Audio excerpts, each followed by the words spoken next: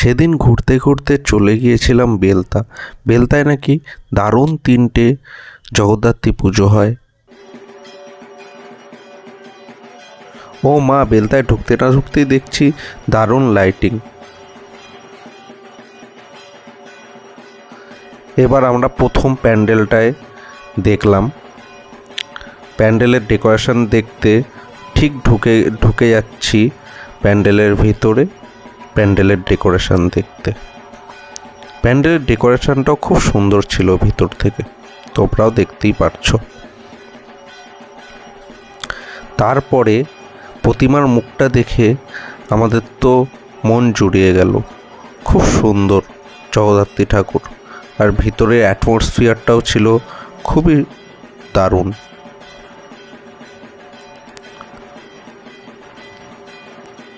এরপর আমরা চলে গেলাম দ্বিতীয় প্যান্ডেলের দিকে। দ্বিতীয় প্যান্ডেলের দিকে হেঁটে হেঁটে আমরা যাচ্ছিলাম। প্যান্ডেলটা নাকি খুব সুন্দর হয়েছে, লাইটিংগুলো তোমরা দেখতে পাচ্ছ। লাইটিংয়ের সাথে সাথে প্যান্ডেলের একটা দারুণ কম্বিনেশন তৈরি হয়েছে। এই যে দ্বিতীয় প্যান্ডেলটা খুব বড় ছিল আর খুব সুন্দর ছিল।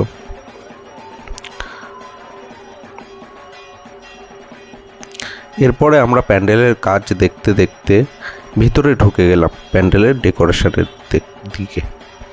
তখনও প্যান্ডেলে একটু কাজ হচ্ছিল প্যান্ডেলের ভিতরে। তারপরে আমরা প্রতিমা দর্শন করলাম। এই প্যান্ডেলের ভিতরেও ছিল দারুণ অ্যাটমসফিয়ার। তখনও পুজো চলছিল প্রতিমার। এরপর আমরা হাঁটতে হাঁটতে ঠিক তৃতীয় প্যান্ডেলের দিকে রওনা দিচ্ছিলাম। দারুণ সুন্দর লাইটিং। এবার আমরা প্যান্ডেলের সামনে চলে এসেছি। প্যান্ডেলটা ছিল খুবই সুন্দর, দারুণ একটা প্যান্ডেল।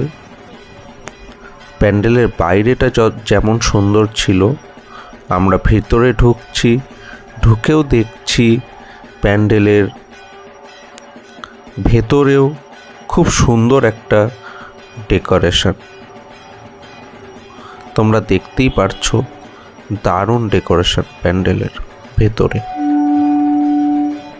চন্দননগরের প্যান্ডেলেই এই ধরনের ডেকোরেশনগুলো দেখা যায়।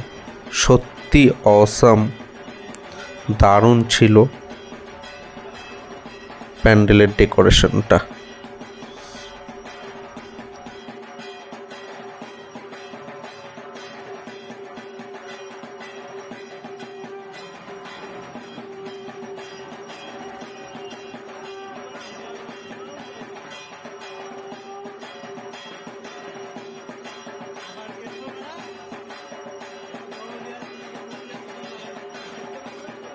এবারে আমরা ধীরে ধীরে প্রতিমা দর্শনের দিকে হাঁটছিলাম। প্রতিমাটাও খুবই সুন্দর ছিল প্যান্ডেলের। আর তোমরা দেখতেই পারছো প্যান্ডেলের ভেতরের ডেকোরেশনের সাথে প্রতিমার দারুণ একটা কম্বিনেশন।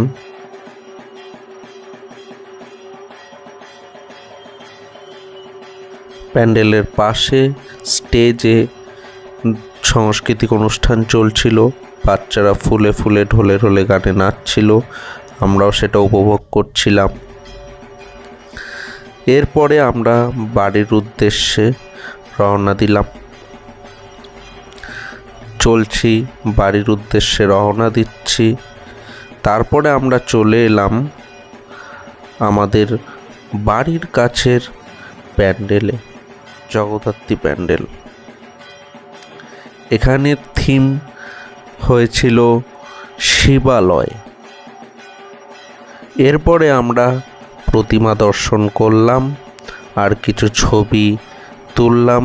তুলতে তুলতে আমাদের ভ্লগিংটাও শেষ করলাম।